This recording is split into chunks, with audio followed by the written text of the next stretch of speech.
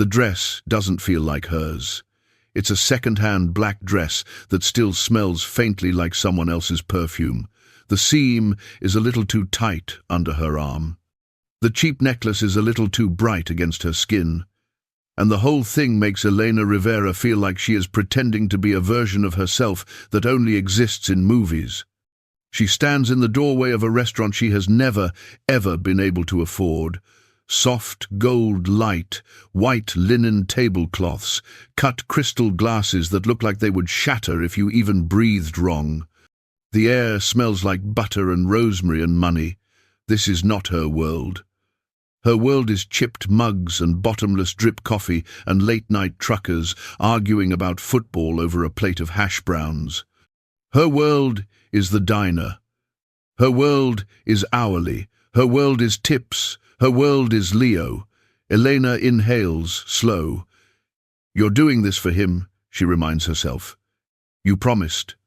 Because Leo, 8 years old, with a tired little body and a smile that still tries to be bright, had looked at her that afternoon and said, "Mom, you should go. You never do anything for you. You deserve something nice."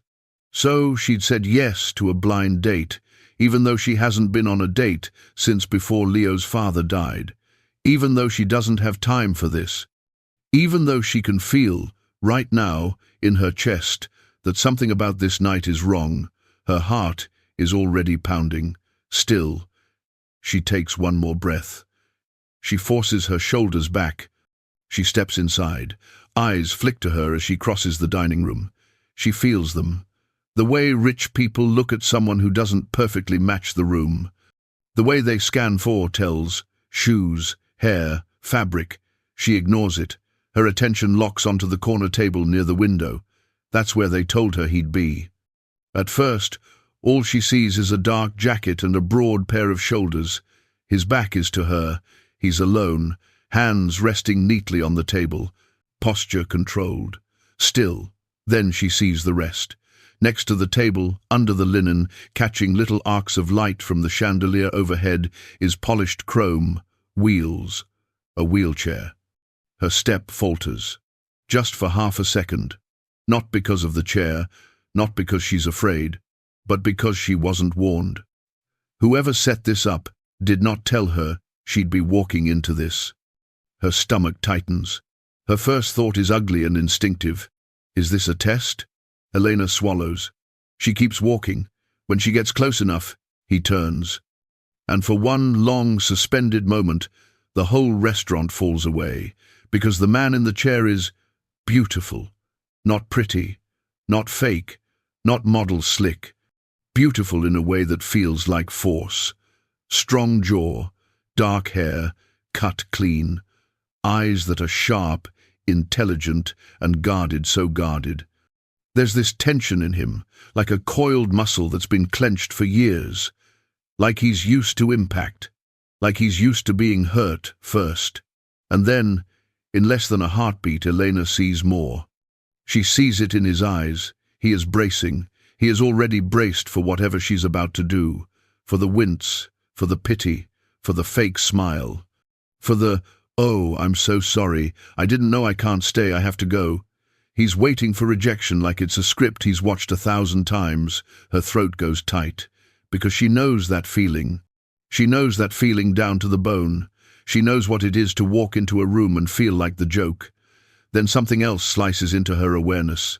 Movement. To her left. Another table corner booth. Perfect view of both of them.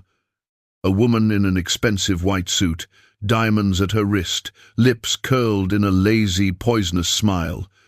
Her name is Victoria Collins. Victoria is money. Victoria is power.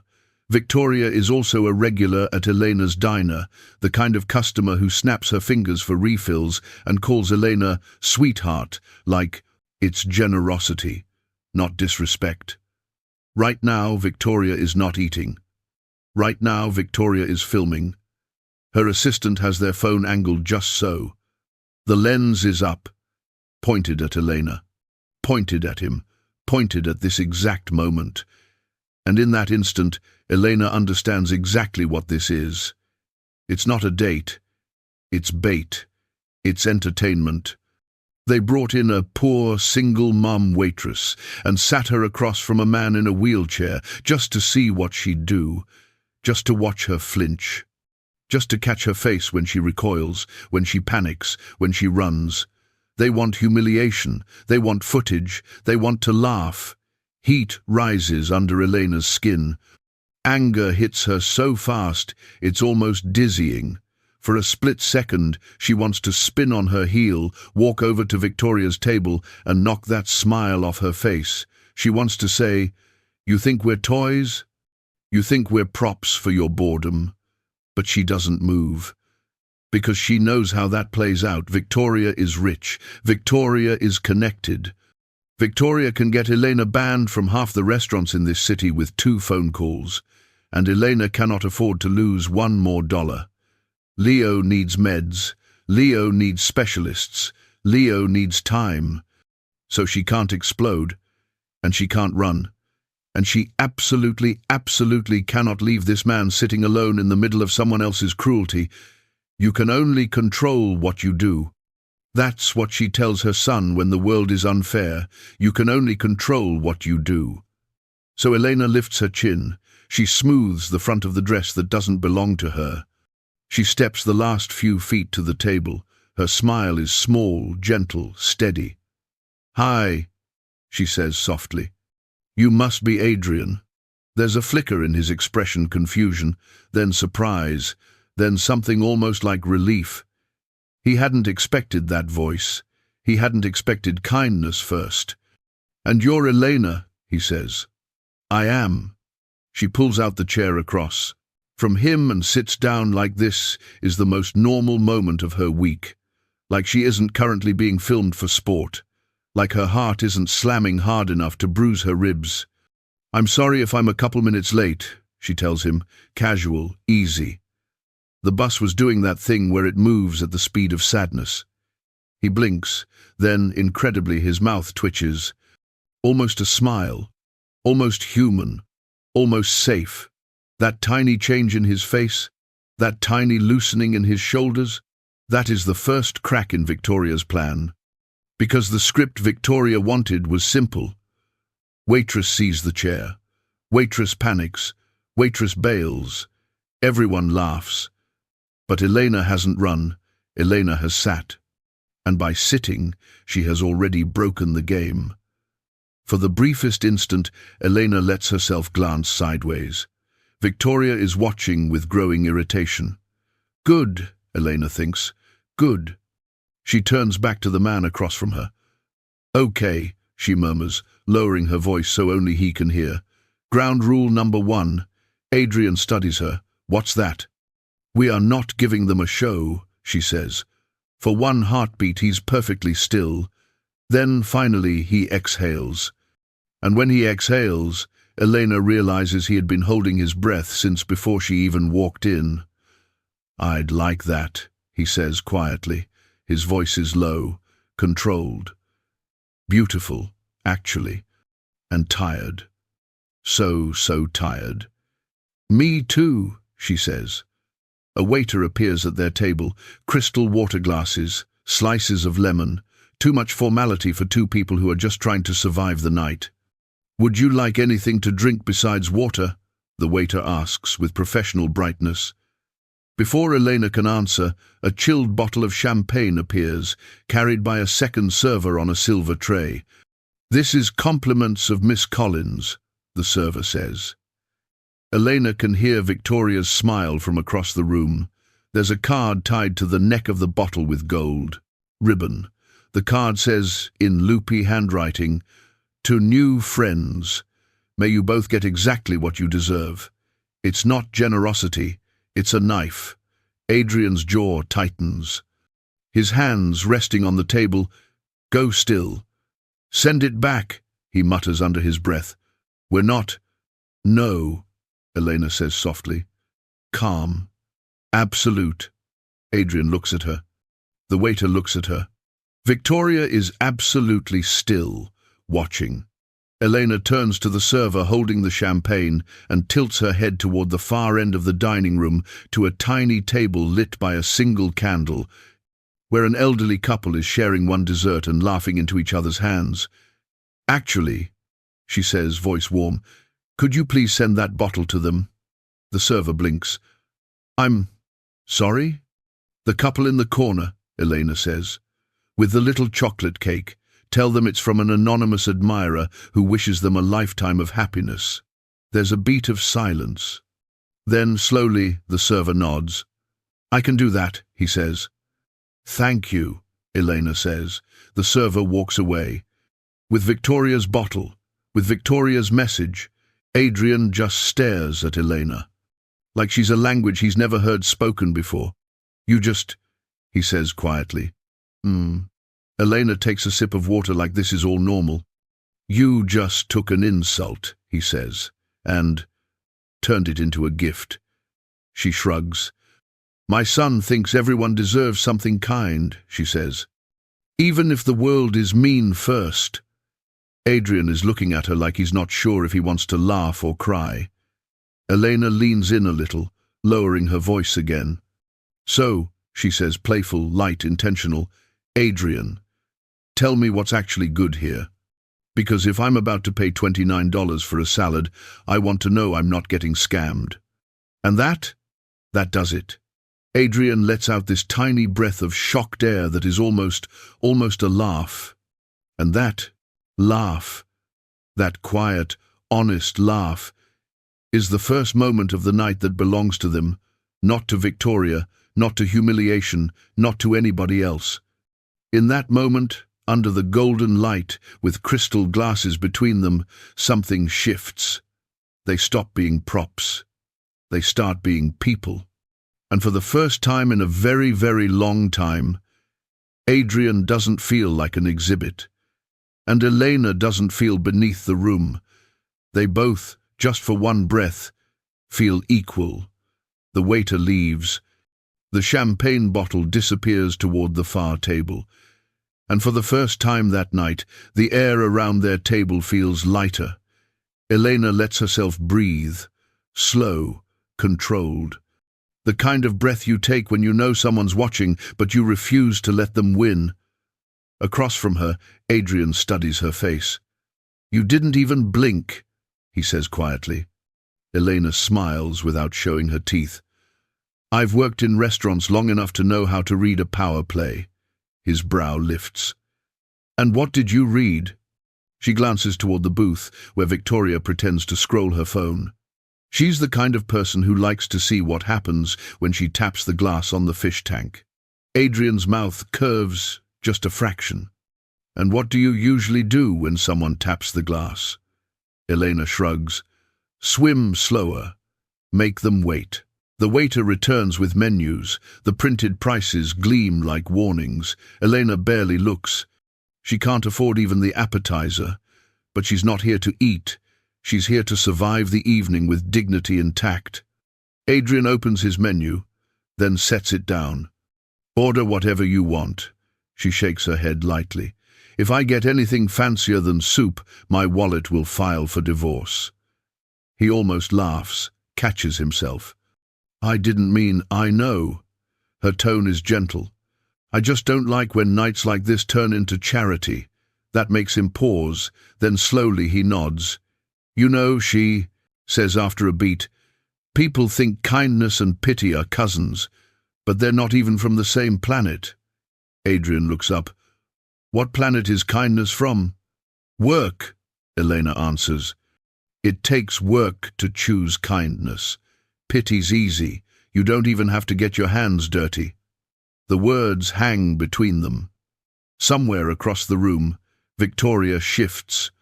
Irritation radiates off her like heat. Her assistant whispers something. She waves him quiet.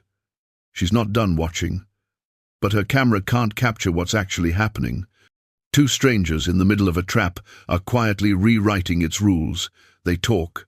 Not about the wheelchair, not about her job, about small things, safe things, music. Books neither of them have time to finish. The way city lights look different after midnight. Adrian's voice is steady but low, the voice of someone who learned to control tone like a weapon. Elena hears what's underneath it: hesitation, habit, loneliness. He tells her about the view from his apartment, the way the skyline glows like a circuit board. She tells him about Leo, how her son counts stars because it's cheaper than therapy. He laughs, quietly, and she realizes how rare that sound is for him. When the check arrives, she reaches for her purse before he can. He stops her. "Please, I invited you." "No," she interrupts softly.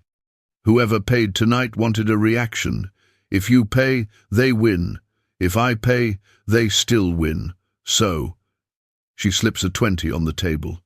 "We split it, 50-50. Call it neutral ground." Adrian blinks, then he smiles, truly smiles for the first time. It makes him look younger, human, free. "Neutral ground," he repeats. "I can live with that." They walk well, she walks, and he rolls out into the cool night air. The door closes behind them, the restaurant noise fades to a hum. Street lights scatter gold over the pavement. For a moment, neither speaks. Elena hugs her arms against the chill.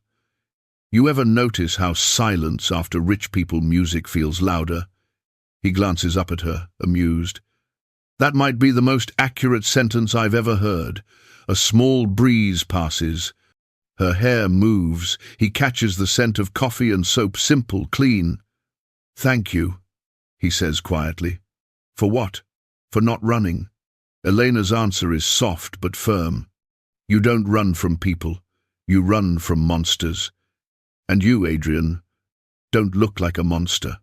He breathes out a sound that's part laugh, part relief. "Good night, Elena. Good night." She waits until his car, sleek black, driven by someone else, pulls away. Only then does she let her shoulders drop. Her phone buzzes. A new message. "Unknown number. You did well tonight." She freezes, looks back toward the restaurant window. Victoria's silhouette is still there, glass raised in a mock toast. Elena turns off her phone, walks toward the bus stop. The wind picks up. Somewhere inside her chest, anger smolders, but under it, something else glows faintly: defiance. Later that night, the apartment is small, 2 rooms, 1 lamp, the quiet hum of an old refrigerator. Leo's asleep on the couch under a blanket covered in cartoon rockets. The TV flickers faint blue across his face. Elena kneels beside him, smoothing his hair. His heartbeat, faint beneath her fingers, is the rhythm she lives by. He stirs. "You're home." "I am." "How was the date?" His voice is rough with sleep, but curious. Elena thinks of the restaurant, of chrome wheels and sharp eyes, and cruel laughter hiding behind wine glasses. She smiles anyway. "It was different. Different good." She hesitates, then nods. "Different honest." Leo yawns. "Did you like him?" Elena considers that. The question lands deeper than he means. "I liked who he tried to be," she says finally. "And I liked who I got to be for a while. Will you see him again?" She tucks the blanket around him. "I don't know, kiddo." His eyelids droop. "You should. You're prettier when you talk about nice people."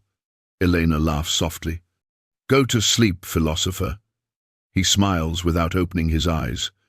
"Night, Mom. Night, baby." She waits until his breathing steadies. Then she moves to the kitchen table. Bills, hospital forms, insurance papers, all stacked in neat little piles of threat. Her eyes sting. The phone buzzes again. She doesn't want to look, but she does. "Unknown number. I just wanted to say thank you. For tonight." She stares at the screen. The message is short, simple, real. No flourish, no pity. Just thank you.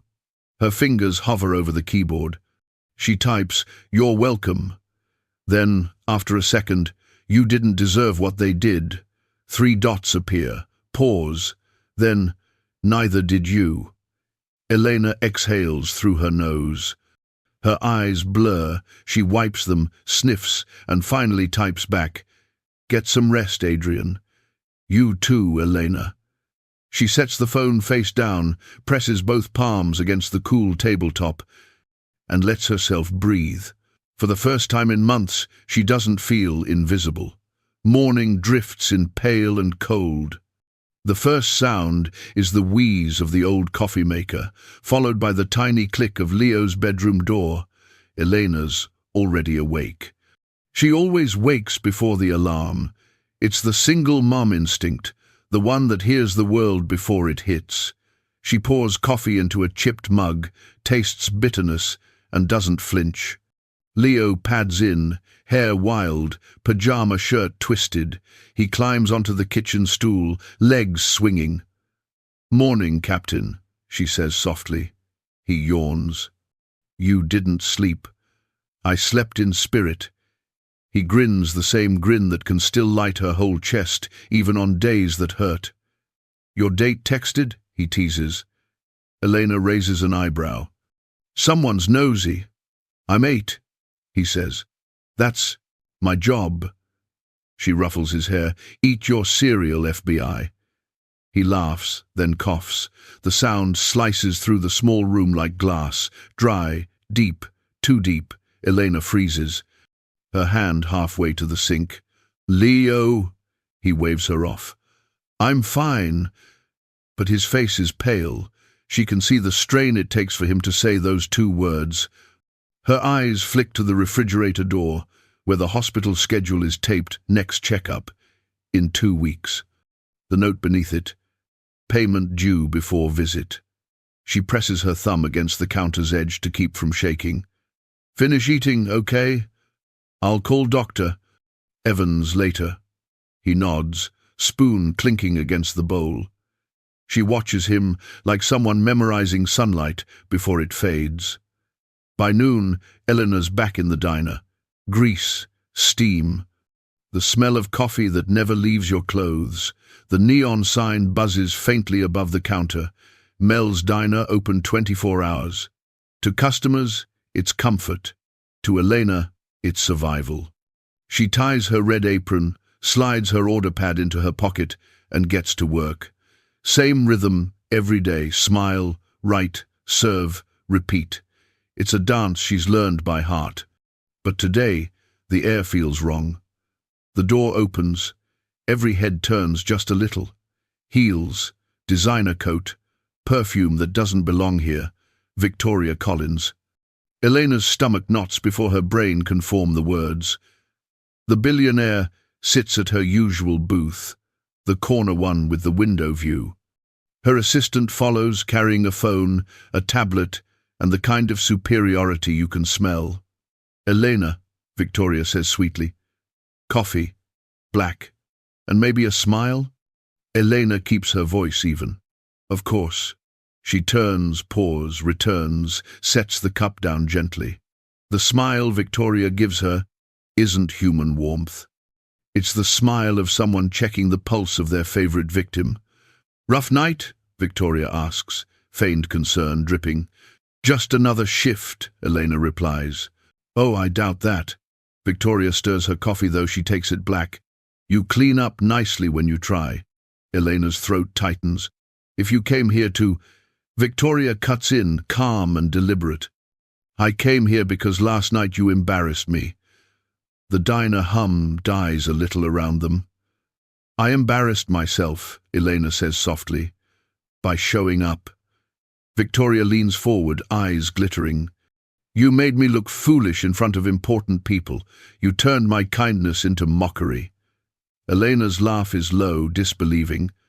"Kindness? You call filming people for sport kindness?" Gasps from nearby booths. Victoria smiles wider. "Careful, sweetheart, you have a job to protect." And that's when Elena knows this isn't about wounded ego. It's about power.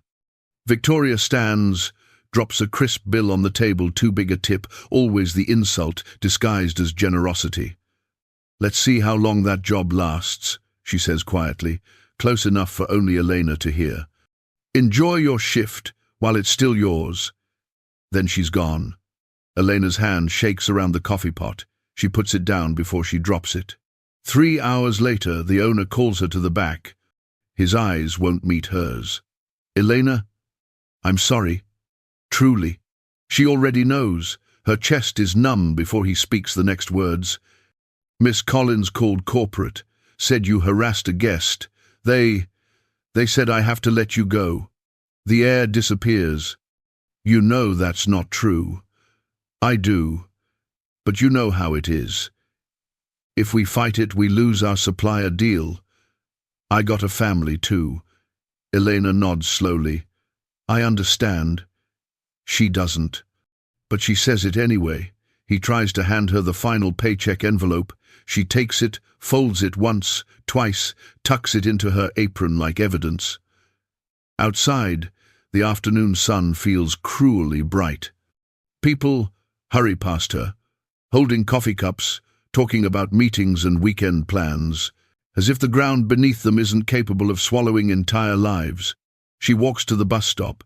Her reflection in the window looks foreign. The same woman, but smaller somehow.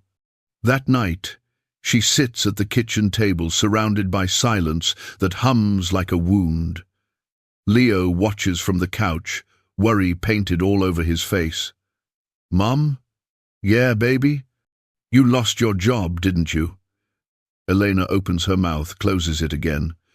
I'll find another, she says finally. He nods, pretending to believe her. Kids learn early when to lie kindly.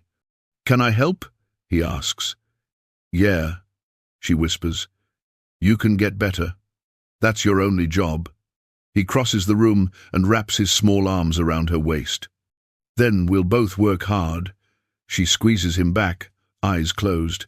Across the city, Adrian Foster watches the same news cycle from a different universe, floor to ceiling windows. Soft jazz hums low through the apartment. Everything is glass and order. He scrolls through his messages, investors, analysts, lawyers, but his mind drifts back to one contact. Elena Rivera. The number saved as unknown. He rereads her last text. Get some rest, Adrian. He should delete it. It's safer. But he doesn't. Instead, he opens a different file, a private board report. Charts, projections, shareholder movements. At the bottom, Collins Holdings, purchasing activity accelerating. He frowns. Victoria Collins has been buying pieces of his company through shell groups. Quietly, steadily, predatory. He leans back, the wheels of his chair rolling a fraction. He's built Foster Enterprises from nothing but code and discipline, and he knows what this is. A hostile setup, emotional disruption, first to make him slip, then financial strike. And now, seeing her name Collins, the image flashes. Last night, the restaurant, the woman in white, the phone glinting. Under the table, everything connects. He exhales slowly. Damn it, Victoria. He taps a note to his legal team. Initiate internal trace on Collins' activity. Quietly. Then, as the city glows below, he types another message, too. Unknown number message. Are you okay? He stares at it for a long time, deletes it, types again. Did you make it home safe last night? Sends. Minutes later, 3 dots appear. Then disappear, then appear again. I'm home. Long day. Why? He hesitates. Then, just making sure. You don't have to check on me, Adrian. He replies before he can think. I know, but I want to. A long pause. Then her answer, thank you. He sets the phone down, looks out at the city. From his window, every streetlight looks like a heartbeat. Hours later, Elena sits on her couch, knees pulled close. Leo's asleep again. The TV whispers an old rerun. She scrolls job listings on her phone, fast food, cleaning shifts, warehouse nights. Nothing stable, nothing enough. A notification pops, hospital portal. Her stomach turns. Outstanding balance. $8,462.72. A red note below. Account will be paused for care if payment not received. She grips the phone until her knuckles whiten. Then she opens messages. Adrian, do you know anyone hiring? I'll take anything. It takes a full minute before he replies. Don't do this tonight. Sleep first. I can't. My son's next appointment might get cancelled. Pause. Then, let me help. Her throat tightens. No, I'm not a project, Adrian. You're not. You're a friend. Elena doesn't answer. She can't. She locks the phone, presses it to her chest, and lets silent tears find their way down. Outside, the city keeps moving. Inside, time stalls between one heartbeat and the next. Morning bleeds into glass. The city hums like a living circuit, all motion, no mercy. Adrian Foster sits in his penthouse office, staring at a wall of numbers that look like they should mean something. They don't. Not today. He rolls his chair closer to the desk, the wheels gliding soundlessly over polished marble. On his screen, emails multiply like bacteria. Words such as liability, merger, potential risk blink in polite fonts. Behind him, the skyline stretches in gold. Below, lives unfold that will never touch his not really. But one of them is on his mind, Elena. The waitress who looked at him like he wasn't broken, the woman who turned humiliation into kindness, the single mom whose laugh had more courage than his entire board combined. He scrolls to their thread again. Her last message sits unread. I'm not a project, Adrian. He replays it in his mind, over and over, until it turns into a heartbeat. Across the city, Elena stands in line at the employment center. Fluorescent lights hum overhead. The woman behind the counter chews gum and taps at a keyboard that seems allergic to empathy. Name? Elena Rivera. Work experience? Waitress, 10 years. Education? High school diploma. Any restrictions? She almost laughs. Just time. Just money. Just hope. None, she says instead. The woman clicks a few more keys. Night shift janitorial, big corporate building downtown, minimum wage, you want it? Elena nods before her brain can weigh the exhaustion. When can you start? Tonight. She gets home in the afternoon, drops her bag, and collapses onto the couch beside Leo. He's building something out of Legos, a castle that leans but doesn't fall. You okay? He asks. I got a job. His face brightens. Really? Really, it's just cleaning. But it's work. He shrugs. You're good at making things clean. She smiles, tired but soft. Then I guess I'm qualified. He pushes a small blue block toward her. Here, you can help me build the tower. Elena looks at the crooked little castle. What if it falls? Leo grins. Then we build it again. Night. Elena stands outside a skyscraper whose windows glow like 1,000 eyes. A laminated badge dangles from her neck. Harding Janitorial Services. The supervisor, a heavy-set man named Pete, hands her a mop and a cart. 40th through 45th floors. Don't touch any desks. Don't unplug anything. And if you see suits after hours, ignore 'em. She nods. Got it. Break room's on 39 if you need coffee. Clock out by 6. Pete disappears into the elevator. Elena looks at her reflection in the polished doors. Black uniform. Red apron replaced by a grey badge. Different outfit. Same fight. The building is a maze of glass and echo. Every sound bounces back at her. The mop bucket squeaks, its wheel wobbling like a small heart attack with every turn. She moves floor by floor, trash bins, glass panels, hallways that smell too clean to feel real. By the time she reaches the 45th floor, her shoulders ache. A silver plaque on a door reads, Foster Enterprises CEO Office. She pauses. The name tugs at some distant memory. Foster. Why does that sound? She shakes her head, keeps moving. Inside, the office is bigger than her entire apartment. One wall is glass, a panorama of the city in blue and silver. Everything gleams.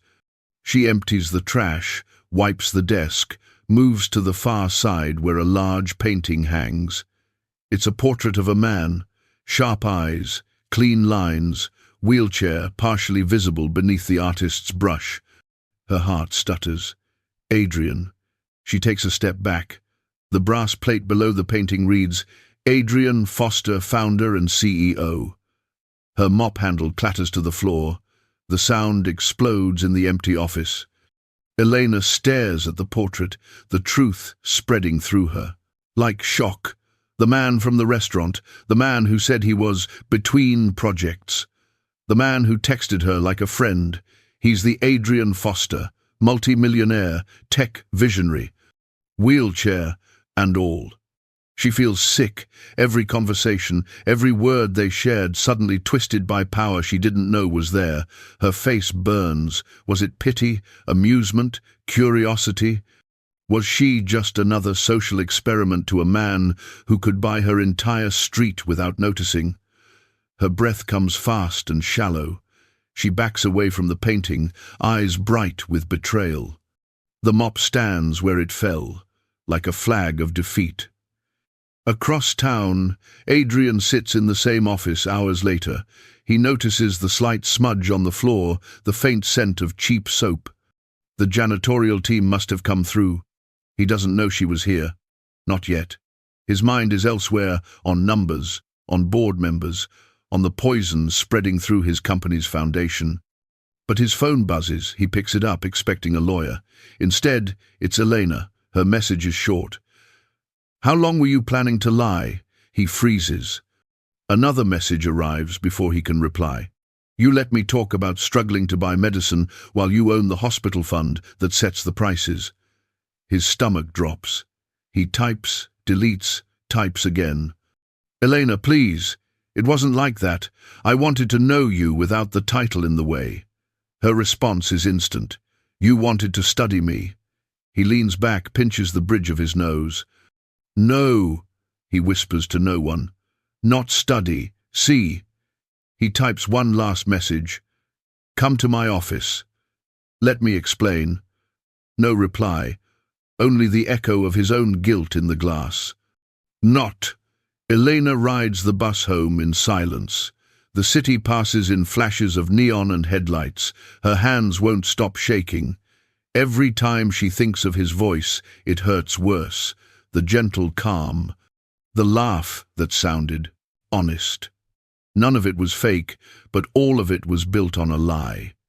She presses her forehead to the window, eyes burning. The bus rumbles through puddles, lights rippling across her reflection like fractures. At home, Leo's asleep. His breathing is shallow again. She sits beside him, watching his small chest rise and fall. Her phone buzzes. She doesn't look. Not tonight. In his penthouse, Adrian wheels closer to the window. Rain starts to fall soft, steady, cleansing. He watches it run down the glass, each drop catching the city light like a tiny truth he can't control. His reflection stares back the man with power, but no peace. For the first time in years, he feels helpless. He whispers to the empty room, as if she could hear through walls and weather. I didn't want to hurt you. I just wanted something real. But the rain doesn't answer. Only the city and the space between them that feels wider than wealth itself. The rain doesn't stop. It keeps whispering against the windows like the world itself is tired. Elena sits beside Leo's bed, counting the seconds between his breaths. Each one feels thinner. Each one takes too long to come back. The doctor's voice still echoes in her head, calm, professional, cruel in its restraint. His heart function has declined significantly. We need to consider advanced intervention, a transplant possibly. But insurance has frozen the account. Insurance. That word again, the word that means mercy costs money. Elena grips Leo's small hand. His skin is warm. Too warm. His eyelids flutter. Hey, she whispers. You stay with me, okay? You're my brave boy. He nods weakly. I'm trying, Mom. Her throat closes. She turns away so he doesn't see her cry. Across the city, Adrian Foster stares at the same rain from a different altitude, 45 floors above ground. Same storm, different pain. He's naughty. Tried calling. No answer. He sent messages. Left unread. The silence between him and Elena feels like a canyon. He knows he should leave her alone. But he also knows what that doctor's name on her hospital schedule means. Evans, Pediatric Cardiology. He funds that department. He pulls up the file on his screen. It takes 2 passwords, 1 biometric scan. He finds it the billing record, the debt that keeps her son waiting, $8,000. $8,000 is all that stands between a child and treatment. For Adrian, that's less than the price of his office chair. He stares at the number. The guilt builds behind his ribs like static. Then he opens a new account under a neutral name, Evergreen Children's Health Initiative. No direct ties, no press, no ego. He transfers the funds, flags the case for priority review, and locks the file. It takes 60 seconds. 60 seconds to undo weeks of her panic. But it doesn't feel like victory. It feels like failure that it had to be him at all. Eleanor wakes to the sound of machines, rhythmic, relentless. Leo's room glows with hospital light, too bright, too sterile, too far from home. A nurse checks his IV, murmuring reassurance. Elena stands frozen at the foot of the bed, holding her purse like it's armor. "I'm sorry," the nurse says softly. The system showed a hold, but then something changed. Changed? The balance is gone. Elena blinks. Gone? The nurse nods. Fully covered. It looks like a charity fund stepped in. The Evergreen Children's Health Initiative? Elena has never heard of it. She stands there, uncomprehending. The nurse smiles. "Whoever they are, they saved your boy's treatment." Elena's knees nearly give. She sits slowly, pressing both hands over her face. Tears slip between her fingers before she can stop them. Relief crashes through her like a storm tide. Relief and suspicion. Evergreen. Something about that word scratches at her mind. Familiar. She looks up at the nurse. Did they leave a contact name? The nurse shakes her head. Anonymous donor. Anonymous. Elena stares at the monitor's gentle pulse. Leo's heart's steady for now, but hers isn't. Sept. Adrian hasn't slept. The phone on his desk buzzes once, then twice, then a third time. He glances at it, expecting his CFO. Instead her. Elena. His pulse stumbles. He opens the message. "Was it you?" He types, "I don't know what you mean." Deletes it. Types again. "Yes." A minute passes. Then another message blinks in. "Why?" He exhales, staring at the cursor like it might give him courage. "Because I could. Because I should have sooner." There's a long pause. He imagines her reading it, jaw set, tears she won't let fall. Finally, her reply appears. "I told you I didn't want your charity." He types back fast. "It's not charity, Elena. It's justice, in a system that forgot mercy." Another pause. "And what do I tell my son? That a stranger paid for his life?" He closes his eyes. "Tell him," he whispers aloud, "that the world still has people who care." He writes it out, sends it. No answer this time. He stares at the screen until the words blur. Later that night, Elena sits by Leo's bed as the heart monitor beeps in fragile rhythm. She scrolls through her phone, opens the message again. It's justice, in a system that forgot mercy. It reads too clean to be a lie, too raw to be manipulation. She imagines him alone in some glass tower, haunted by guilt he earned and didn't ask for. Her anger softens. Not gone, just tired. She types, "Thank you, but don't contact me again." Sends. She leans back in the chair, eyes closing. Her whole body trembles from exhaustion. somewhere inside the dream between. Waking and sleep, she hears Leo's voice. "Mom, what does evergreen mean?" She murmurs. "It means something that never dies." Adrian visits the hospital 3 days later, not as himself. No cameras, no entourage. He signs in as A, grant the alias he uses when he needs anonymity. He rolls through the children's wing, watching parents doze in chairs, nurses whisper in corridors, hope flicker on tired faces. He stops at the doorway of room 214. Through the glass, he sees her. Elena. Asleep, slumped sideways in a chair, one hand still resting on her son's arm. Leo's small chest rises, falls. A miracle, fragile but real. Adrian doesn't go in, he just watches. For a moment, everything, board meetings, stock wars, Victoria Collins, disappears. All that exists is this: a mother, a boy, and the heartbeat he helped keep alive. He turns to leave, and freezes. Victoria Collins stands at the end of the hall. Her white suit glows under hospital light, her lips curve slow and venomous. "Well," she says softly, "I was wondering what could possibly make the great Adrian Foster sneak into a public hospital." He wheels toward her, voice low. "Walk away, Victoria." She tilts her head. "So it's true. You really are attached to your little charity case." His eyes flash.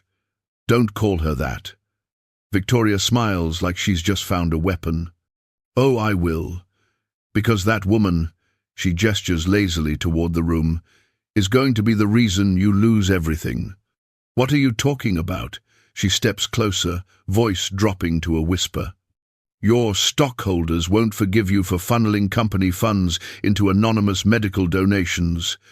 You think I won't find the paper trail?" He meets her gaze, ice cold. "It's sealed. You'll never prove it." Victoria leans in, so close he can smell her perfume, expensive and cruel. Challenge accepted. Then she walks away, heels striking the floor like a countdown. Adrian watches her go, then looks back toward the window of room 214. Elena stirs, half awake. Her eyes meet his through the glass, through everything. Shock, recognition, then understanding. He doesn't move, neither does she. For one suspended second, the entire world is just eye contact and truth. She mouths a single word. "Why?" He mouths back, "Because I care." Then he turns his chair and rolls away. The next morning, headlines bloom across financial feeds. Collins Holdings expands position in Foster Enterprises. Rumors of internal conflict at Foster Tech. Adrian closes the laptop, jaw set. Victoria's attack has begun, but the part of him that would usually fight with strategy, lawyers, and numbers is somewhere else. In a hospital room, listening in his mind to the faint rhythm of a child's recovering heart. Morning hits like static, phones ringing, headlines screaming. Adrian Foster's name fills every business feed in the country. Anonymous CEO caught in secret donation scandal. Foster Enterprises under federal audit. Victoria Collins moves to assume control. Each headline twists the knife deeper. Inside the tower, chaos hums through the glass. Assistants whisper. Lawyers pace. Every screen glows with damage control. Adrian sits at the center of it all, still, quiet, unshaken on the surface, but every muscle in his face trembles beneath that calm. His CFO bursts in. "Adrian, the board wants blood. Collins is feeding the media leaks about your illegal charity fund. They think you embezzled company money to pay hospital bills for a waitress." He closes his eyes. "The money was mine. They don't care. The optics. I said it was mine." The CFO hesitates. Then softly, "We'll need proof." Adrian nods once. "You'll have it." "Well," across town, Elena. stands outside the hospital cafeteria, phone in hand, watching the same headlines scroll across the screen. Her stomach turns. Every photo shows his face beside the word scandal. Every caption makes her sound like a cautionary tale. She scrolls faster, heart pounding. Comment sections blur into noise. Of course she played the sympathy card. He fell for a sob story. Gold digger meets savior complex classic. She lowers the phone. The world tilts. Nurses hurry past. Someone laughs down the hall. Life keeps moving, as if hers didn't just split open. Elena finds a bench outside, under a tree that's trying too hard to bloom. She presses her palms over her eyes. The humiliation burns. He helped her son. He saved Leo's life. And now the world is turning that into poison. At Foster Enterprises, the boardroom feels like a tribunal. Victoria Collins sits at the head of the table, a place that used to belong to him. Her posture is victory-shaped. "Gentlemen," she says smoothly, "we all know compassion isn't a crime, but siphoning corporate funds for personal attachments, that's negligence." Adrian's voice cuts through the murmur. "I didn't siphon anything. Every cent came from my personal account." "Then why hide it?" Victoria asks, feigning innocence. He meets her eyes. "Because people like you would have turned it into this." A ripple of discomfort moves through the room. Victoria smiles. Strong words for someone about to lose his seat. The vote is scheduled for noon. He's about to be removed as CEO of the company he built. Meanwhile, Elena storms into the hospital's administrative office. "I want to return the payment," she tells the startled clerk. The woman blinks. "Ma'am, that's not possible. The funds are processed through a foundation trust." "Then I want to know who filed it." "I told you it's anonymous." Elena's voice cracks. "It wasn't supposed to ruin him." The clerk softens. "Whoever he is, he probably knew the risk." Elena turns away, tears blurring everything. Back in the boardroom, the vote begins. Hands rise one by one, 8 for removal, 4 against, 2 abstain. Adrian doesn't flinch. Victoria stands. "Effective immediately, I'll be assuming interim leadership until we find a—" The door opens. Eleanor. Every head turns. She stands in the doorway, hair wind-tangled, hospital badge still on her chest. For a heartbeat, no one breathes. "Miss Rivera," Victoria says, dripping disdain, "this is a private meeting." Elena steps forward anyway. Her voice is steady, low, dangerous. "No. This is a public execution, and I'm the bullet you're using." Gasps. Adrian stares at her, disbelief, fear, gratitude all at once. She keeps going. "You're destroying a man because he did something decent, because he saw someone hurting and didn't ask if it would look good on paper." Victoria's smile tightens. "He broke fiduciary law. He broke nothing but your narrative." The words land like a strike. Elena's breath trembles, but her eyes don't. "He didn't buy me. He didn't rescue me. He gave my son a chance to breathe, and I will not let you turn that into scandal." Silence. For once, even Victoria can't find her next line. Adrian's fingers curl on the armrest of his chair. "Elena." She glances at him, soft now, a flicker of everything unsaid. Then she turns back to the board. "You want to fire him? Fine. But do it knowing that the only thing he's guilty of is remembering he's human." Her voice catches. "And maybe that's the part all of you forgot." She leaves before anyone can stop her. The doors slam behind her like punctuation. Hours later, the press conference hits every channel. Victoria stands before microphones, voice perfectly smooth. Foster Enterprises will continue its mission under responsible leadership. No mention of the woman who challenged her. No mention of the man whose silence is the only dignified thing left. Inside his apartment, Adrian watches the feed, expression unreadable.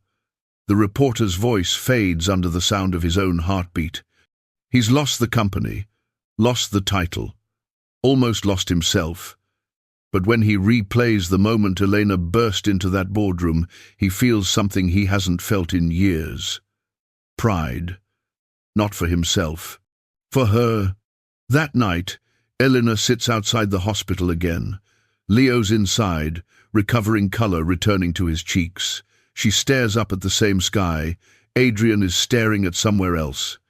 Her phone buzzes. Unknown. Number. "I'm sorry you had to see all that."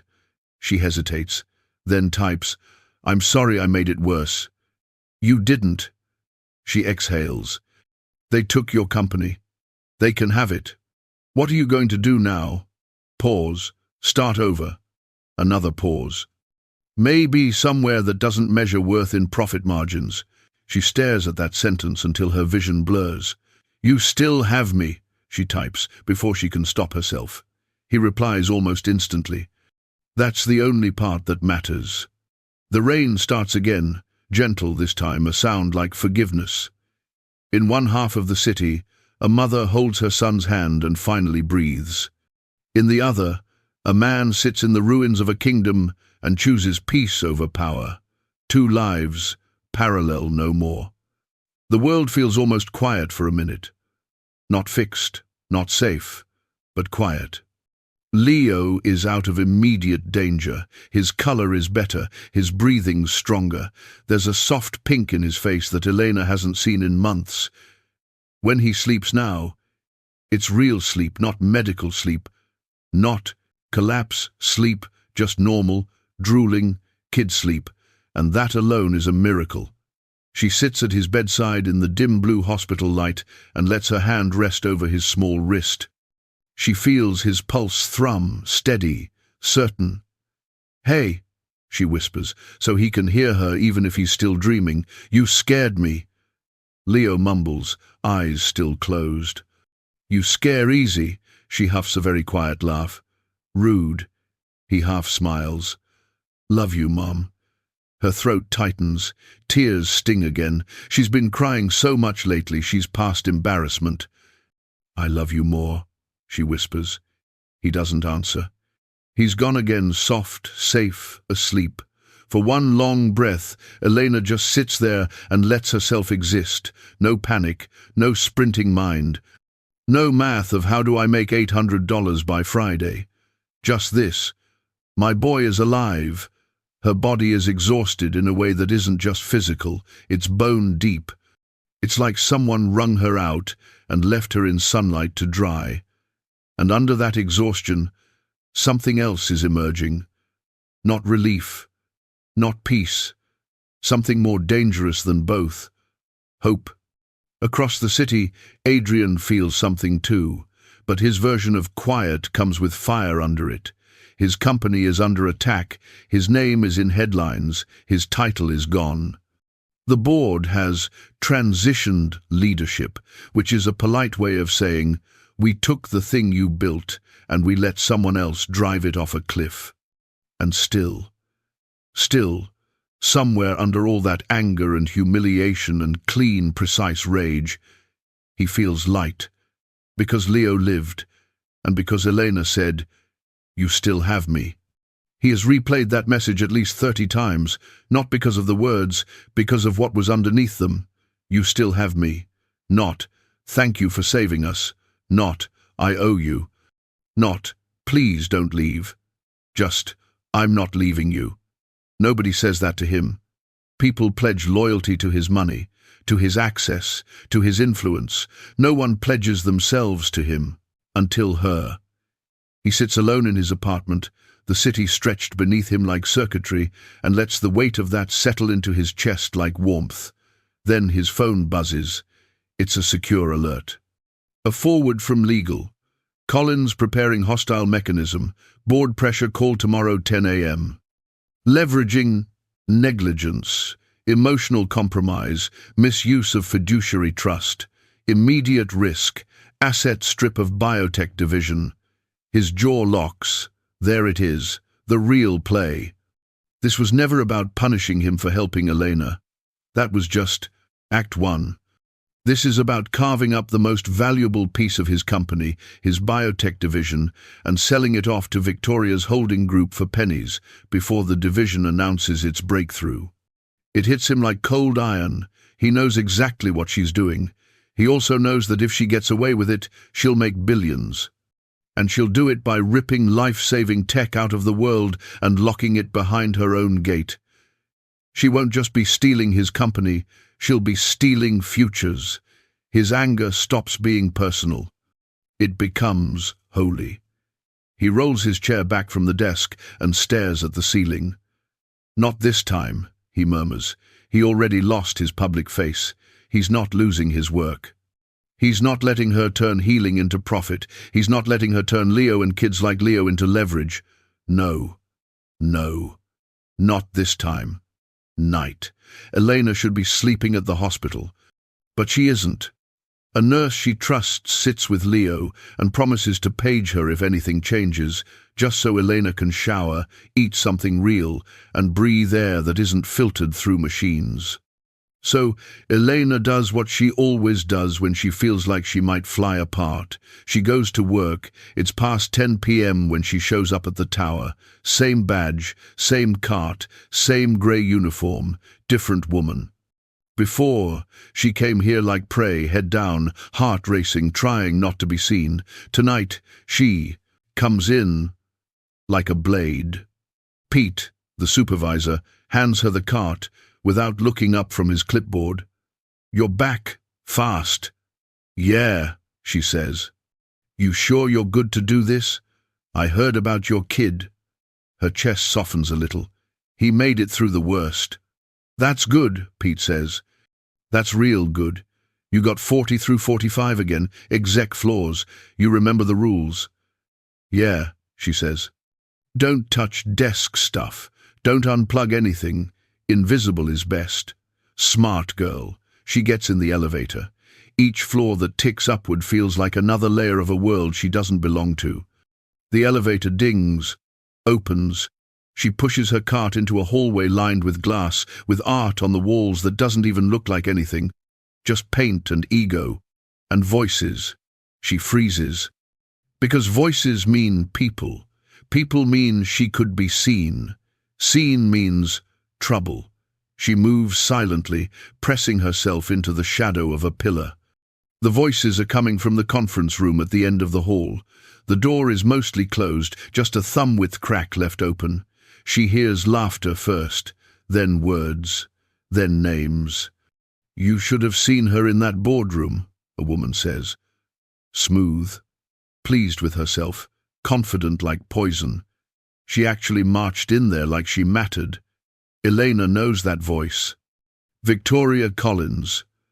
Her body goes cold. Another voice answers, male, eager, sycophantic. Probably one of Victoria's yes people. Well, it worked, didn't it? Foster's on the ropes. The optics are a dream.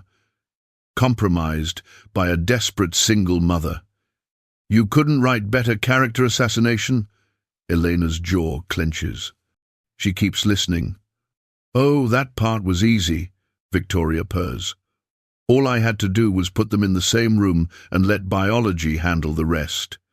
"Biology? Please. You think he's been touched lately by anything that wasn't polished and terrified?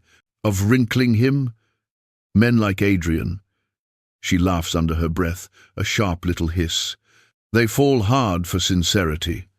You dangle a girl who's drowning, he'll jump in after her, business suit and all." Elena feels it like a slap. A girl who's drowning. Not a woman, not a mother, not a person. A prop. "And the medical angle?" the man asks. "Brilliant, by the way. Really softened the press. Made him look emotional, unstable, like he can't make decisions without thinking with his heart instead of his head." "Oh," Victoria says lightly. "That part helped me too." "How?" "The hospital debt was leverage." Pause. "But now it's ammunition." The air leaves Elena's lungs. She can't move. "You think I didn't track the transfer?" Victoria continues. "He created a whole shell to hide it, but a ghost still leaves a footprint. One little push to the right journalist and suddenly Adrian Foster isn't a visionary. He's reckless. He's compromised. He's weak. "And the biotech division?" the man whispers. "We're still on track?" A smile, audible.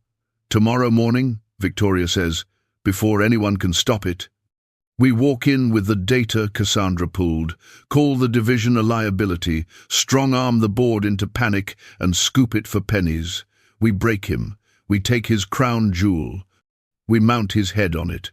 The man laughs. Elena feels sick, because in that moment she finally sees the whole board. The date was never just cruelty for fun. It was strike one. Destabilize Adrian emotionally. Her firing from the diner was never just humiliation. It was strike two. Cut off Elena's income so her panic would rise, so Adrian would get pulled in deeper. And Leo's crisis being exposed and spun in public? That was strike three. They didn't just come for Adrian. They came for her. They came for her child. And now they're planning to gut the one part of his company that can keep other kids alive, just to watch him fall. Something ignites in Elena that is not fear. It's not even anger. It's older. It's purer. It's the kind of heat that lives in the bones of mothers and refuses extinction. No. No. You don't get to hurt him like that. You don't get to use my son's heart as a weapon. You don't get to smile about it. Elena steps back from the door, breathing through her nose. Slow, controlled. The mop handle in her fist is shaking. Her pulse is pounding so hard in her throat she can taste metal. She could walk away. She could stay quiet. She could say, "I did my part. My boy is alive. Let the rich eat each other and burn the building down." She could, but she won't. Because last night in a hospital hallway, when Leo's heart finally found its rhythm again, she looked at Adrian through the glass, and he looked at her like she wasn't disposable. No one has ever looked at her like that. Not her boss, not the system, not even the mirror. So this time, she's not running, she's not crying, she's not asking permission, she's going to war. The elevator doors slide open on the 45th floor, the CEO floor, Adrian's floor. Elena pushes her cart forward, fast. Her hands are steady now, her jaw is set, her pulse is ice. When she reaches the frosted glass doors that say Foster Executive Suite, she doesn't knock, she doesn't wait, she doesn't shrink, she shoves them open like she belongs there. Because right now, she does. Because right now, she's the only person in this entire skyscraper who can save him. The elevator doors open like theater curtains. Elena steps out into silence. The 45th floor has never looked colder. White glass, polished chrome, a city spread beneath her like something untouchable. Down the hallway, the boardroom glows through frosted glass, bright, sterile, expensive. She can see silhouettes, 15 of them. One in a wheelchair, set, apart at the end of the table. Adrian. He doesn't know she's coming. No one does. Her hand trembles once on the door handle, then she exhales. "Don't flinch," she whispers to herself. She pushes the doors open. They swing wide, slamming the wall with a sharp echo that slices through conversation. Every head turns. For half a breath, no one speaks. Elena stands framed in the doorway, grey uniform, janitor badge, hair pulled back, eyes burning. Then Victoria's voice cuts the silence. "Well," she says lightly, "the entertainment's here early." Laughter ripples around the table. Elena ignores it. Her gaze finds Adrian. He looks stunned, haunted, and then slowly alive. "Elena," he breathes. "What are you doing?" "Finishing what you started," she says. She walks to the table. Every footstep echoes. Victoria leans back, amused. "You know this is a closed session, sweetheart." Elena doesn't stop. "I know this is the meeting where you're planning to steal a company built to save lives." A ripple of sound moves through the board members' discomfort, interest, disbelief. Victoria's smile never fades. Oh dear, you really are dramatic. Did he tell you to say that? Elena plants her hands on the glossy table. No. I heard you say it yourself. Gasps. Adrian's eyes widen. Elena. She doesn't let him interrupt. I was cleaning your 44th floor last night. You and your assistant were in the conference room. You bragged about how you were going to destroy him, how you used me, used my son, used our pain just to make him look weak. Her voice doesn't shake. Not once.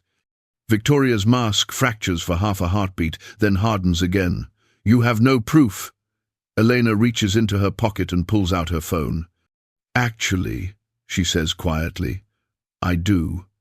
She taps the screen. The recording plays. Victoria's own voice fills the room, clear, sharp, unedited. He created a whole shell to hide it, but a ghost still leaves a footprint. One little push to the right, journalist, and suddenly Adrian Foster isn't a visionary. He's reckless, he's compromised, he's weak.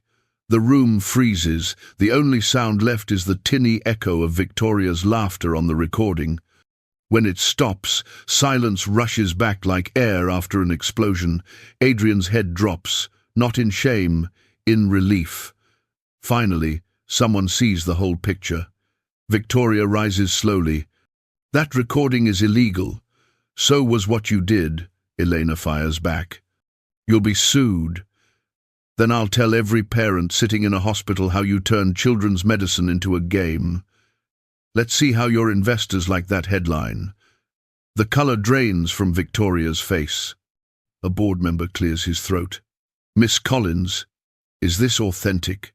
Victoria opens her mouth. No sound comes out. Adrian straightens in his chair. His voice is calm again, but this time it carries steel. You all wanted proof I wasn't compromised, he says. There it is, proof that Collins manufactured this scandal for her own profit. Proof that she planned to crash our biotech division so she could buy it through shell companies. He looks around the table, eyes steady. I built this company to save lives. To create prosthetics that move like real limbs, implants that adapt, treatments that heal. And if you can sit here and listen to that recording and still vote for her, his voice dips, quiet, lethal, then you deserve the ruin that follows. No one breathes. Elena steps back beside him, folding her arms. Victoria's assistant, pale now, stammers.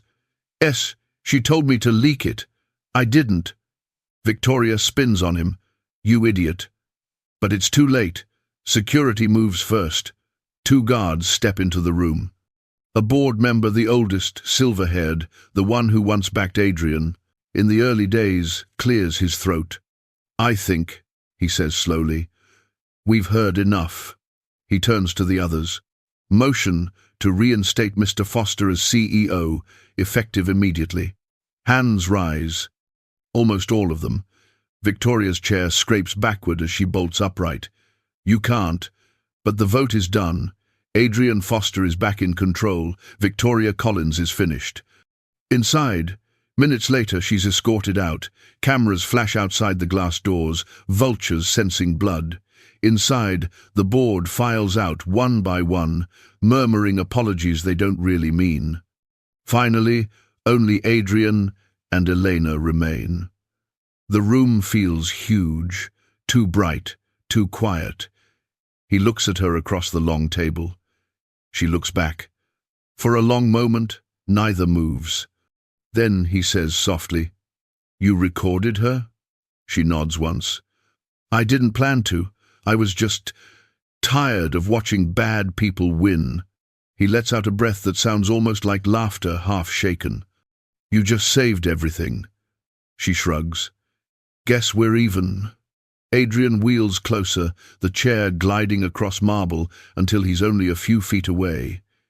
Even? He repeats. She meets his eyes. You saved my son. I saved your company. That's pretty even. He studies her face, the exhaustion, the fire, the unbroken dignity. Not even, he says quietly. Not even close. He reaches out his hand. She takes it. For a second it's just contact, skin, warmth, proof they both exist. No money, no charity, no pity, just people. Real ones. Outside, reporters scream questions as Victoria Collins disappears into the night, flanked by security. Inside, Adrian and Elena walk or roll side by side through the quiet lobby. The glass doors part. Rain has just begun again, light and forgiving. Elena looks up at the sky. Every time it rains, something breaks. Adrian looks at her. Or something grows. She smiles. It's small. Real. Unforced. Maybe both, she says. He nods. Maybe both. They step out into the rain, the man who built machines to replace hearts, and the woman who reminded him why hearts matter. Morning comes slow. Not crashing, drifting. Like light through dust after a storm. Elena wakes in silence she doesn't recognize. No alarms, no phone calls, no fear. Just the distant sound of rain easing off the city rooflines. She blinks toward the hospital bed beside her. Leo's awake, sitting up, coloring. "Hey, artist," she whispers. He looks up, grinning. "They said I can go home tomorrow." Her heart trips. "Tomorrow?" "Uh-huh." He lifts his shirt to show the faint scar tracing his chest. "It looks like lightning," he says proudly. "I told Dr. Evans it makes me look powerful." She laughs. "It does, baby."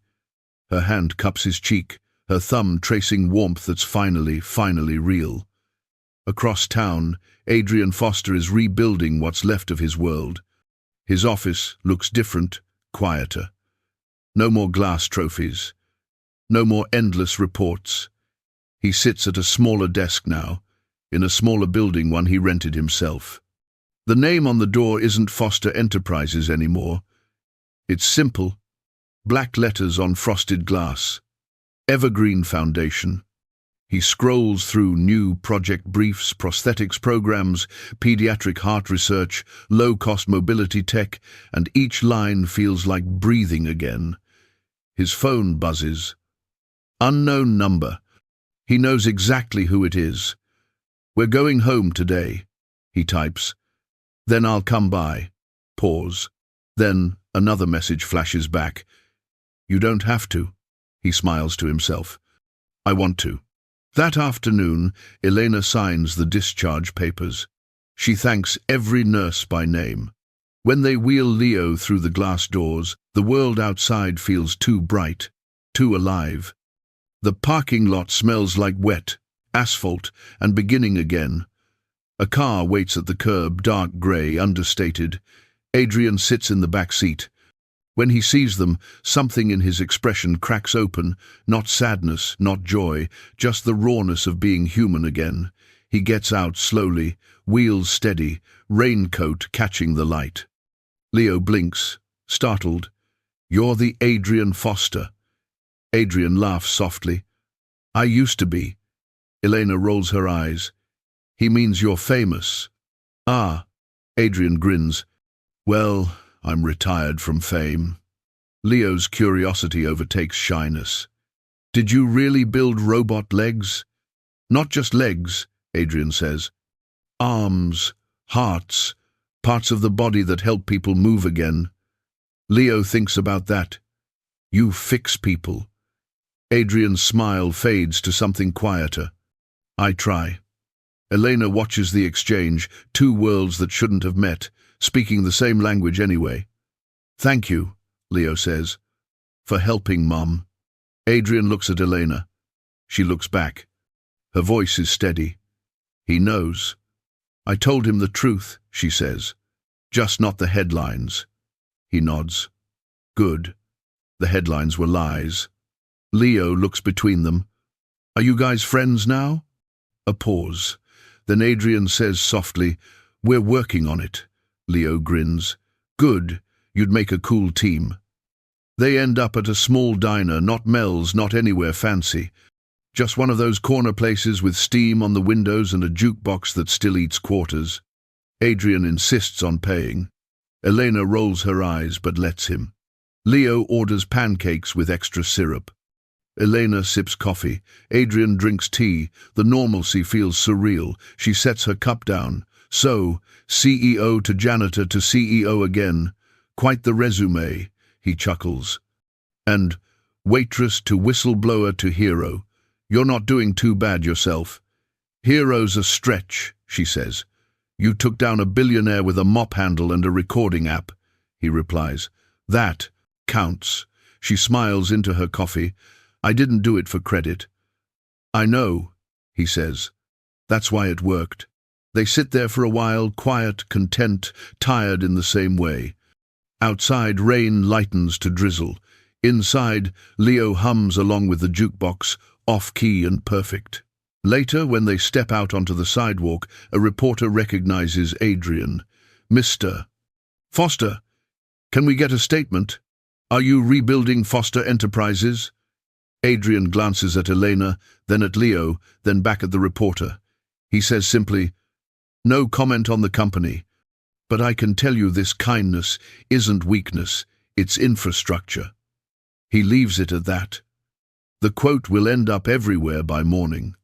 That night, back at their apartment, Elena helps Leo into bed. He fights sleep like he always does. Mom? Yeah? Are we poor again? She laughs softly. We were never rich, he frowns. You know what I mean. She sits beside him, brushes his hair back. We're okay now. That's what matters. Leo nods, almost asleep already. Hey, Mum. You like him? Her smile is small, caught somewhere between denial and confession. Go to sleep, detective. He snickers. You do. Elena sighs. Good night, Leo. Night, Mum. She waits until he drifts off before whispering to the dark. Yeah, maybe I do. Across town, Adrian sits in his new office. One lamp, one framed photo, the three of them at the diner, printed from a phone camera, a little blurry. His phone buzzes again. Message from Elena. He's asleep. Still thinks his scar makes him a superhero. He replies, he's not wrong. How's your night? He types, quiet. Working on something. Pause. Then he adds, you'll see tomorrow. The next morning, Elena walks Leo to school for the first time, in months. The air smells clean, like city mornings sometimes do when it forgets to be cruel. At the corner, a bus ad catches her eye. White background, green lettering. Evergreen Foundation Affordable Care, Human First. At the bottom, founded by Adrian Foster, in partnership with Elena Rivera. She stops walking, her throat catches. Leo tugs her hand. Mom. She just stares at the poster, her name next to his, side by side, same size, same font, not charity, not pity, partnership. Her eyes sting. She presses a hand to her mouth and laughs through the tears. Mom, Leo says again, laughing with her now. Come on, she says, wiping her face. You're going to be late for class. They cross the street. The world feels different today. Not easier, just honest. That afternoon, she walks into the new Evergreen Foundation office. Adrian's inside, talking with a small team, doctors, engineers, volunteers. When he sees her, he stops mid-sentence. Elena, he says softly. She gestures at the sign on the wall. You put my name on this. He smiles. I told you we're partners. She shakes her head, half laughing, half crying. You're impossible. Maybe, he says. But I'm also stubborn. He wheels closer. You could have walked away. You didn't. You changed everything. You deserve your name on the door. She looks at him for a long moment. Then she nods. Okay, she whispers. Then let's make it mean something. He reaches out his hand again.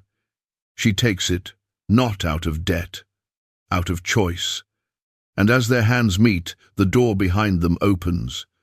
Leo runs in, waving a crayon, drawing 3 stick figures holding hands under a green tree. He beams. I made our logo. They both laugh. Adrian takes the paper, studies it like it's art. "It's perfect," he says. And it is. The world didn't end that day. It simply rearranged itself. Headlines shifted. Photos changed. The story that once painted Adrian Foster as a reckless CEO now showed him as something else entirely, a survivor who fought back. But what the headlines missed was her. The waitress who walked into the boardroom and burned down an empire with nothing but courage and a phone. They didn't know her name yet. Elena Rivera, the quiet woman behind the storm. A week later, a local news crew found her at the diner. She was back in her apron, not because she needed the job anymore, but because she needed the normal. The interviewer smiled too brightly. "Elena, how does it feel knowing you exposed one of the most powerful executives in the country?" She wiped a counter that didn't need cleaning. "It wasn't about exposing anyone," she said. "It was about telling the truth." The reporter leaned in. "And now that your son is recovering, what's next?" Elena looked toward the window where sunlight touched the rain-washed street. "Next." A pause. "Next, we live." Across the city, Victoria Collins faced her own echo. Her offices were stripped bare. Shareholders fled. Investigations opened. For the first time, her name wasn't on the front of magazines, it was on subpoenas. She sat alone in a penthouse that used to feel like power and now felt like a tomb. When her lawyer called, she didn't answer. When her assistant texted, she didn't read it. Because somewhere beneath the anger, the panic, the denial, there was a quiet question that refused to die. What if the girl had been me? And the silence that followed had no answer. 2 weeks later, the Evergreen Foundation held its first press conference. Elena had promised herself she wouldn't go on stage. She wasn't made for microphones or flashes or applause. But Adrian insisted. "People need to see what integrity looks like," he said. So she stood beside him, under the soft glare of the cameras, not in uniform, not in disguise, but as herself. Adrian spoke first. "Evergreen exists because of one truth," he said. "That kindness is not weakness, it's design, it's how things should work." He paused, then turned to her. And because one person refused to look away when it mattered, the crowd turned to Elena. She cleared her throat, heartbeat loud enough to drown the world. "I don't have a speech," she said. "I just know that people like my son shouldn't have to depend on miracles, and people like Adrian shouldn't have to lose everything to make one happen." Silence. Then applause, soft at first, then rolling, rising, filling the hall. Adrian glanced sideways. She was shaking. He reached for her hand. She let him. That night, they left the noise behind. No drivers, no cameras, just the two of them in a borrowed car driving nowhere in particular. City lights bled into distance. The road ahead was dark, open, endless.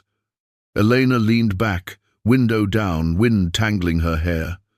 She hadn't felt air like this in years, free, unsupervised, undeserved maybe, but hers. Adrian broke the quiet. "You ever think about how weird it is?" "What?" "That a fake date and a cruel joke became this." She smiled at the window. "Yeah, life's messy." He laughed softly. "I used to hate messy.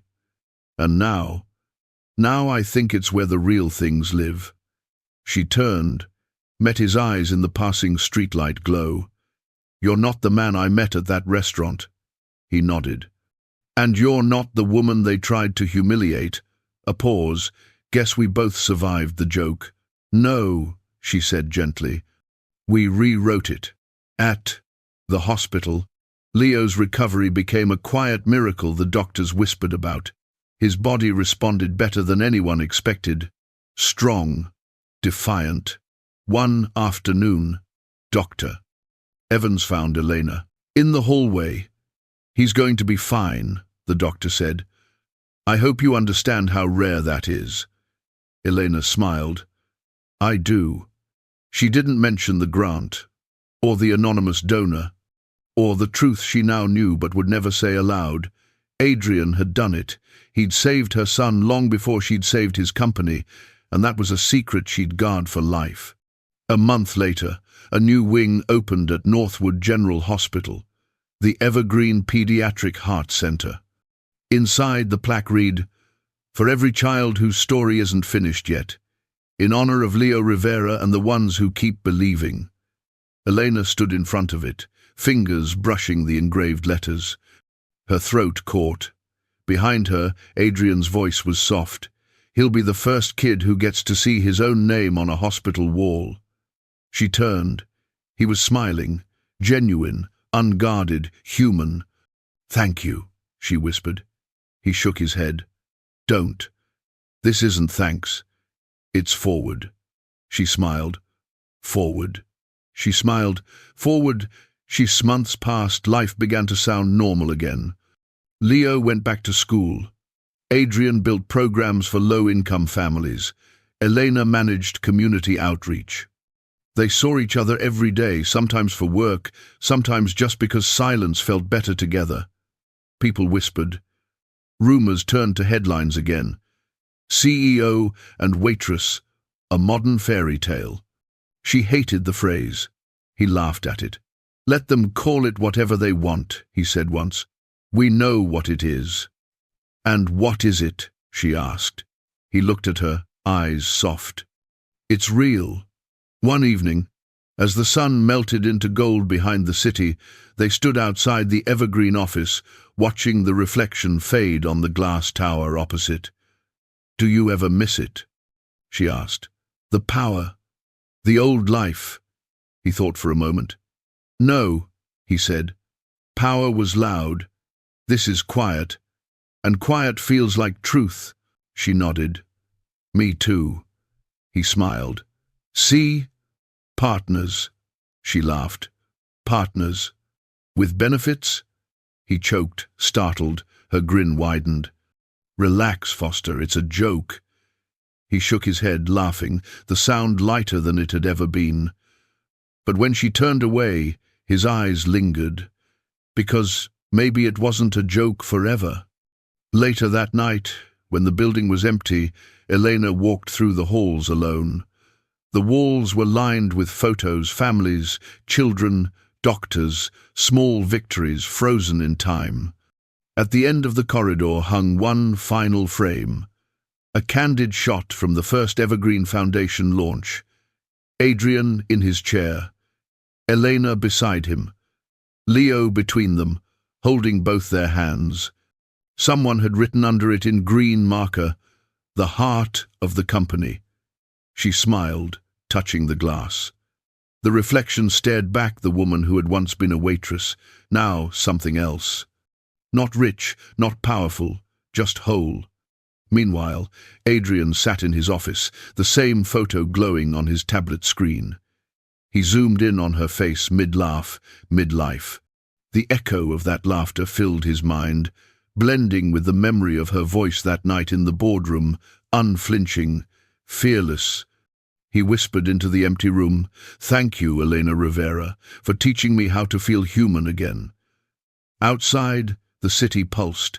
Neon, rain, heartbeat, the sound of something alive. 6 months later, the city breathes differently now, less like noise, more like rhythm. A Saturday morning, soft sunlight pouring through early summer air, warm but forgiving. Birds echo between buildings, traffic hums like a low heartbeat, and in Evergreen Park, the same park that once hosted her midnight tears, life has come full circle. A new playground stands at the center. Bright colors, accessible ramps, every detail designed so no child would ever have to sit and watch others play. On a nearby bench, Elena sits with a paper coffee cup, watching Leo race across the grass. His laughter rings like something pure. He's faster now, stronger. The scar on his chest has faded into a silver thread of memory. He's chasing another kid, a girl with a prosthetic leg, who keeps outrunning him. He's losing, and he doesn't care. Elena smiles, shakes her head. Show off. A voice behind her. Talking to your son or to me? She turns. Adrian Foster rolls up beside her, sunlight glinting off the brushed metal of his chair. He's dressed simply, white shirt, grey jacket, sleeves rolled to his elbows. He looks different. Not polished, not untouchable, just human. She hands him a second cup. You're late. He takes it. You're early. She laughs. I've been early my whole life. Just no one noticed. He grins. I notice. They sit in comfortable quiet for a moment. Wind rustles through the new trees, each one planted by families the foundation has helped. On the far side of the park, a small plaque catches the light. The Evergreen Play Project, because every child deserves a place to run. Elena follows his gaze. You did good, Foster. He sips his coffee. We did good. She shrugs. You built the future. I just cleaned the floors. He turns to her. You cleaned the floors, saved my company, exposed corruption, raised a miracle, and somehow still make the best coffee I've ever had. He pauses, smiling softly. You don't get to just yourself anymore. Her eyes glisten. She looks away, pretending to watch Leo. Careful, she murmurs. You're sounding sentimental again. He chuckles. I'm in recovery. In recovery. Nearby, Leo waves. Mom, Adrian, come play. Adrian tilts his head. You heard the boss. You're not really gonna. But he's already moving.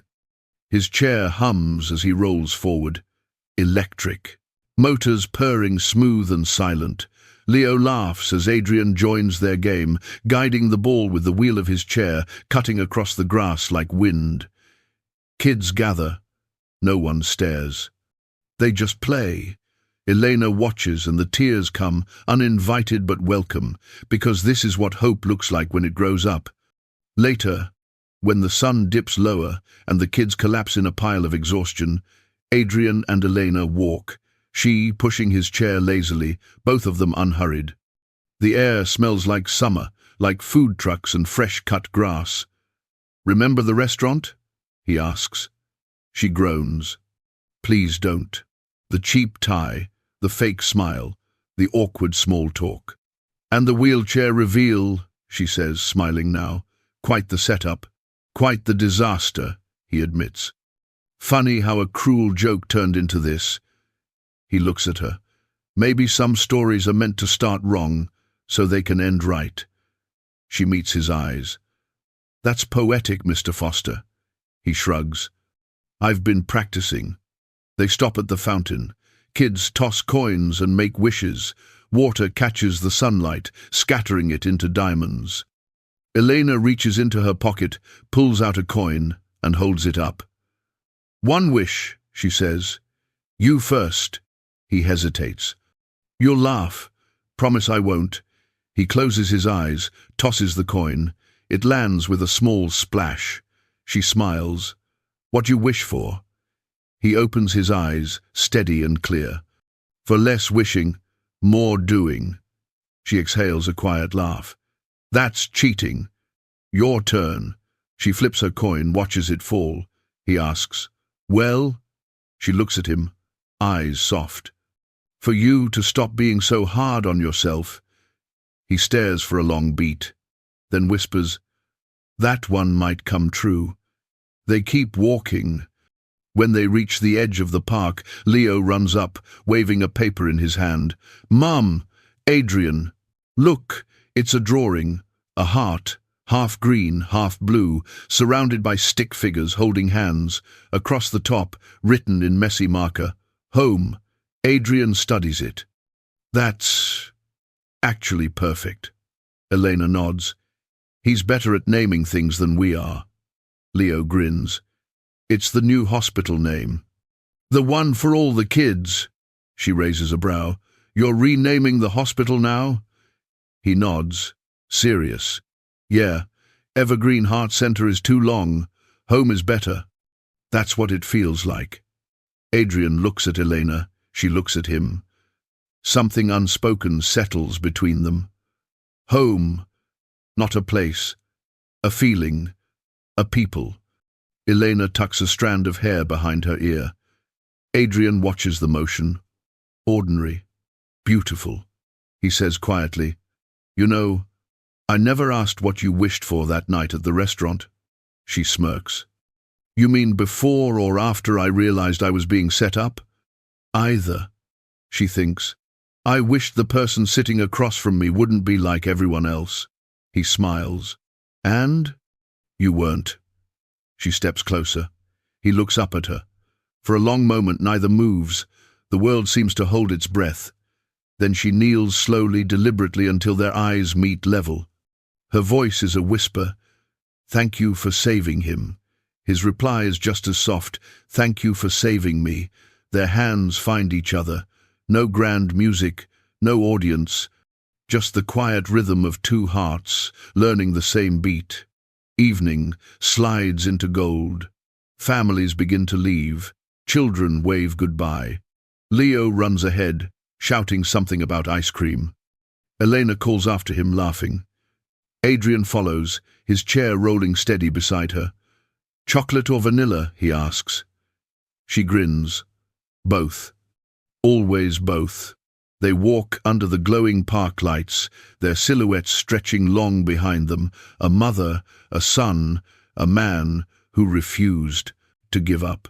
The city hums, alive, forgiven. Somewhere in the distance, a bus ad still carries their names.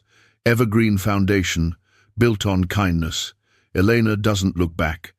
She doesn't need to. The future isn't waiting behind them anymore, it's walking beside them. As they disappear into the soft, amber light of evening, a final line echoes in her mind, the one she'd whispered months ago, when everything seemed impossible. "You can only control what you do." And somehow, doing the right thing had been enough.